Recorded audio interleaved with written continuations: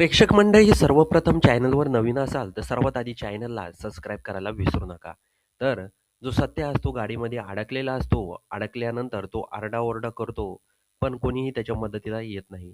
पण अचानक होतं असं, जी मंजू असते ती गाडीपाशी येते आणि सत्याला कसंबसं बाहेर काढते. सत्याला काहीच कळत नाही. मंजू विचारते, "काय रे सत्य, तू आतमध्ये कसा अडकला?" त्यानंतर सत्य बोलतो, की "मला त्या व्यक्तीनं आतमध्ये अडकवलं आहे. 100% मला खात्री आहे. त्यानेच हा कारभार केला आहे. आणि हे बघा वाघमारे, तुम्ही तुमच्या स्वतःची काळजी घ्या," असं तो बोलत असतो.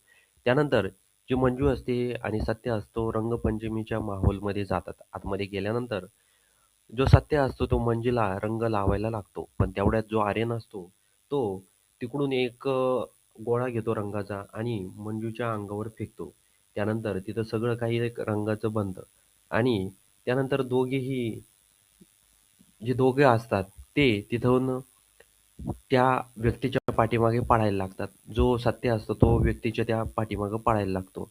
त्यानंतर जो सत्य असतो तो पुढं मागं असतो, त्याच्या पाठीमागं मंजू असते आणि पुढं तो आर्यन असतो. त्यानंतर जो सत्य असतो तो दगड मारतो आणि आर्यनला तो दगड लागतो. लागल्यानंतर आर्यन खाली पडतो आणि शीट करतो. तेवढ्यात सत्य त्याच्या जवळ यायला लागतो. पण तेवढ्याच समोर एक गाडी येते आणि गाडीचा आधार घेऊन जो आर्यन असतो तिथून पळून जातो.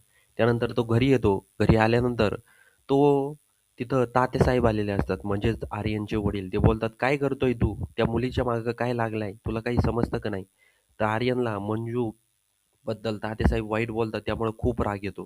तो बोलतो, "डॅडी साहेब, नीट, नीट." आणि त्यानंतर तो गन बाहेर काढतो आणि तात्यासाहेबांवर गन लावतो.